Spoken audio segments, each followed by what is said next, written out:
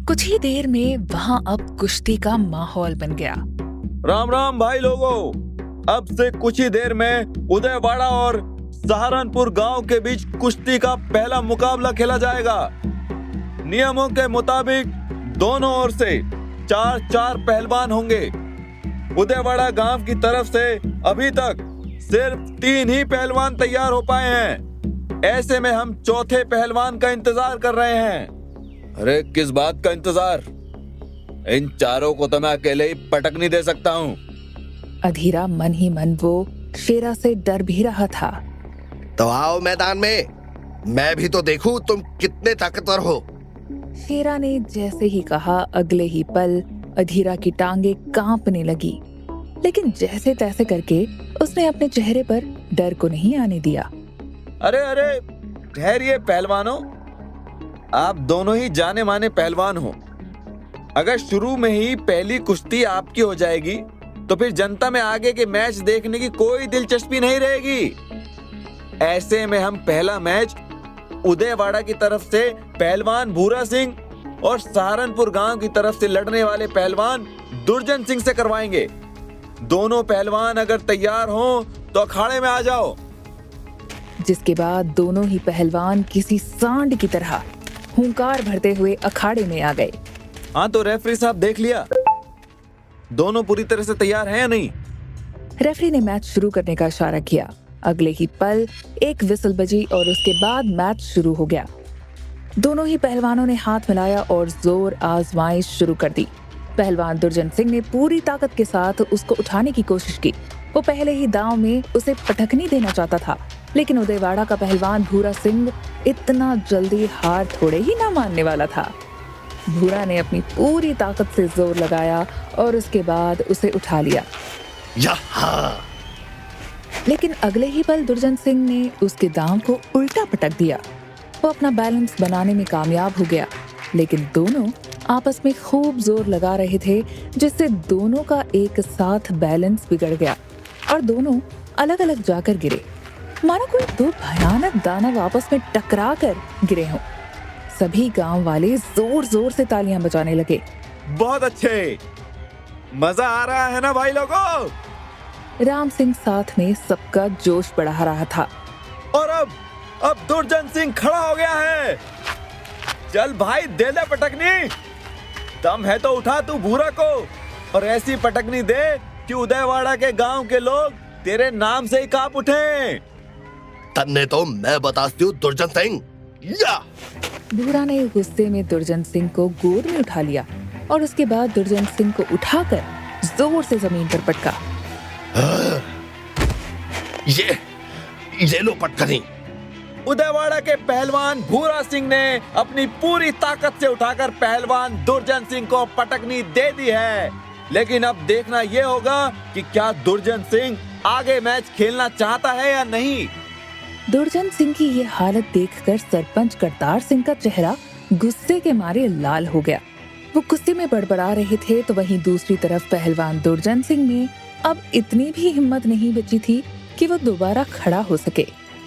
Referee ने तुरंत उसके हार मान लेने का इशारा किया, जिसके बाद राम सिंह ने अनाउंस किया, हाँ तो भाई लोगों, सहारनपुर गांव के मात्र 3 ही पहलवान बचे हैं।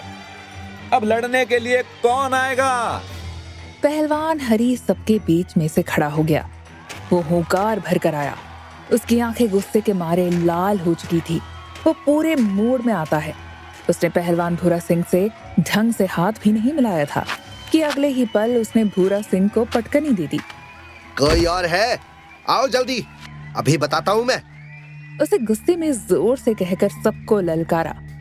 पहली बार भूरा को उसकी ताकत का एहसास हुआ। वाह, शाबाश शाबाश बेटा, छा गए तुम। सबको 2 पटकनी। अब तो बारी बारी से बता दो तुम सहारनपुर की मिट्टी से हो। करतार सिंह अपनी जगह से उठ गए। उसके चेहरे पर भी अब गुस्सा साफ झलक रहा था। उसी मिट्टी से करतारिया, जिस मिट्टी से पिछले 30 सालों से कोई नहीं जीता। अरे देख तू, आज तेरे सामने तेरे पहलवानों को मेरे पहलवान कैसे तोड़ते हैं। 30 सालों में क्या हुआ ये मायने नहीं रखता है, अब क्या होगा ये मायने रखता है। तुम्हारी हेकड़ी ना निकाल दी मेरे पहलवानों ने तो मेरा नाम करतार सिंह नहीं। जिसके बाद दुर्जन सिंह का चेहरा गुस्से के मारे लाल हो गया। रुक, मैं बताता हूँ अब तो। अधीरा ने गुस्से में अपनी शर्ट को फाड़ लिया। अरे थोड़ा ठंडा हो भाई मेरे, और भी पहलवान हैं। अब उदयवाड़ा की तरफ से कौन आ रहा है? उसने जैसे ही कहा पहलवान प्रताप सिंह आगे आ गया। ये अपनी औकात में रह, एक को हरा दिया तो खुद को 30 मार खां समझ रहा है क्या तू? मैं बताता हूँ कि मैं क्या हूँ। उसके बाद पहलवान प्रताप सिंह ने हुंकार भरी और उसके सामने आ गया। अगले ही पल दोनों जोर से आपस में टकराए। उन दोनों के बीच घमासान दंगल शुरू हो गया। वो कई देर तक आपस में एक दूसरे को चित करने के लिए कोशिश करते रहे, लेकिन दोनों ही काफी टफ फाइट दे रहे थे। फाइनली उदयवाड़ा के पहलवान ने अपनी चाल चली और चालाकी से उसकी आंख में उंगली मार दी। वो संभल पाता इतने में ही उसने उसे उठाकर पटकनी दे दी और जोर से चीखने लगा। वो अपनी आंखों को रगड़ने लगा। करतार सिंह को समझ आ गया था कि उसने चीटिंग की है। ये सरासर धोखेबाजी है ठाकुर सूरजभान सिंह, तुम्हें इसका खामियाजा भुगतना पड़ेगा। अरे भाई इतना उछल क्यों रहे हो तुम? वो भी इस उम्र में, अब पहलवानी है, उंगली लग गई तो लग गई। अरे ओए लाखन, जी सरपंच जी। सबको हाथी की तरह मसल कर रख दे। पता चलना चाहिए इस बार कि तू कौन है। जी सरपंच जी। वो इतना कहकर अखाड़े की तरफ गया। प्रताप सिंह के पसीना आया हुआ था। वो कुछ कर पाता इतने में ही लाखन सिंह ने उसे अपने कंधों पर उठा लिया और उसके बाद वो उसे पटकनी देने ही वाला था कि प्रताप सिंह बड़ी ही चालाकी से उसके सिर पर कोहनी मारकर नीचे कूद गया। ये सही नहीं है, तुम लोग बेईमानी कर रहे हो। करतार सिंह ने ठाकुर से गुस्से में कहा, मगर वो चाहकर भी कुछ नहीं कर सकता था, क्योंकि वहां पर रेफरी से लेकर अनाउंस करने वाले सब उदयवाड़ा के ही थे। यही वजह थी कि करतार सिंह मन मसाज कर रहे गए। सरपंच जी, आप टेंशन ना लो, इन लोगों को मैं इन्हीं की भाषा में सबक सिखाऊंगा। शेरा वहां मौजूद लोगों में सबसे ज्यादा ताकतवर लग रहा था। उसकी बॉडी किसी दानव के जैसी लग रही थी और डोले वो तो देखने लायक थे। वो इतना ताकतवर था कि अगर वो एक ही मुक्का किसी की छाती पर गुस्से में मार दे तो उसकी सारी पसलियां ही टूट जाएं। उसे देखने के बाद अखाड़े में खड़े प्रताप सिंह ही नहीं बल्कि अधीरा की भी हालत खराब हो गई थी। तो वहीं सूरजभान सिंह को भी अब लगने लगा था कि अब प्रताप सिंह के हारने का वक्त आ गया है। लेकिन उन्हें अधीरा पर भरोसा था। वो जानते थे अधीरा उसे हरा देगा, ताकत से ना सही अपने सियार जैसे चालाक दिमाग का इस्तेमाल करके। लेकिन अभी तो प्रताप सिंह को ही शेरा को झेलना था। वो भी कम चालाक नहीं था। शेरा जैसे ही उसकी तरफ बढ़ा वो उसकी तरफ दौड़ा। प्रताप सिंह अपने चालाक दिमाग का इस्तेमाल करके कोई दांव खेल पाता उससे पहले ही शेरा ने उसे ऊपर उठा लिया। ये अब कर, अब मार मेरी आंखों में। तू बच्चा है मेरे आगे, जा तेरे बाप को बुला कर ला। शेरा ने गुस्से में हुंकार भरी और उसे फेंक दिया। वो जाकर सीधे अखाड़े से बाहर गिरा। वो जोर से चीखा।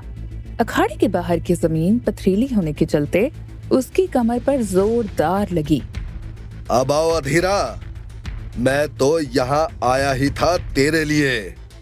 गुस्से से उसके नथुने फूल रहे थे, उसकी आंखें लाल हो चुकी थी। अधीरा उसका ऐसा रूप देखकर शॉक्ड था। उसे समझ नहीं आ रहा था वो इतने भयानक पहलवान का सामना कैसे करेगा। तो वहीं दूसरी तरफ करतार सिंह के चेहरे पर मुस्कुराहट थी। इस बार उन्हें उनकी जीत पक्की लग रही थी। आखिर इस दंगल में किसकी जीत होगी? आगे की कहानी सुनने के लिए चैनल को सब्सक्राइब कर ले, जिससे पूरी कहानी सुन सकें।